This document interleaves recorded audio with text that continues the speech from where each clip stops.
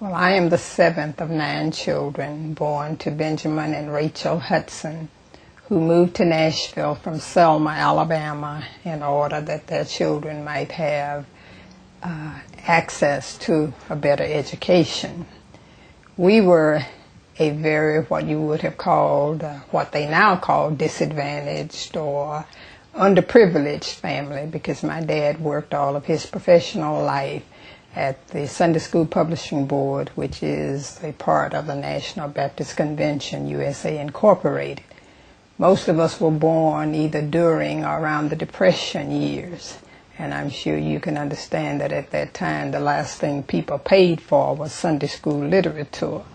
So although my dad was supposed to get paid every 2 weeks, there were many Fridays when they didn't get paid.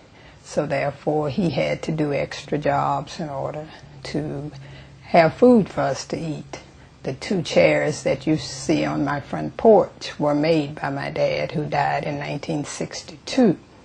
But he used his skill in carpentry to augment his paycheck so that his 9 children could have food to eat when the payday didn't come on schedule as it was. But although we were very, very poor as far as our money was concerned, we were rich in those things that I've learned later in life are the most important.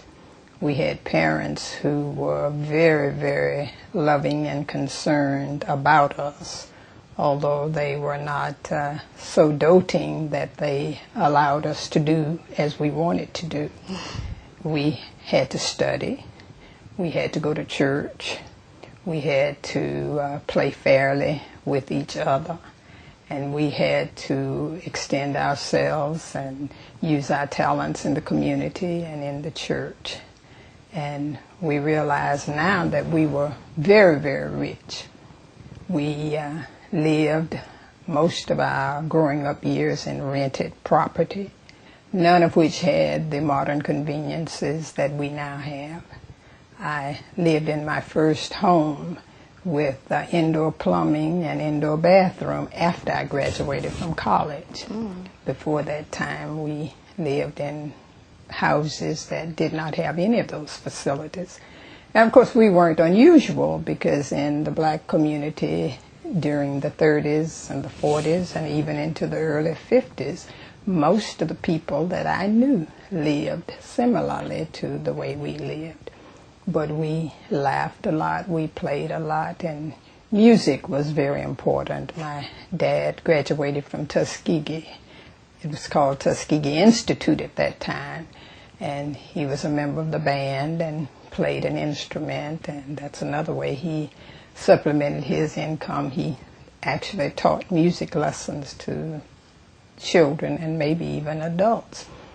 My mom was a former choir member, and we used to tell her that she knew every hymn that was in the songbook. So we sang a lot and we played a lot and we had a good time. And as each of our siblings grew older and got a job, then they assisted the rest of us who came behind. And we just had a very, what we thought then was a normal childhood.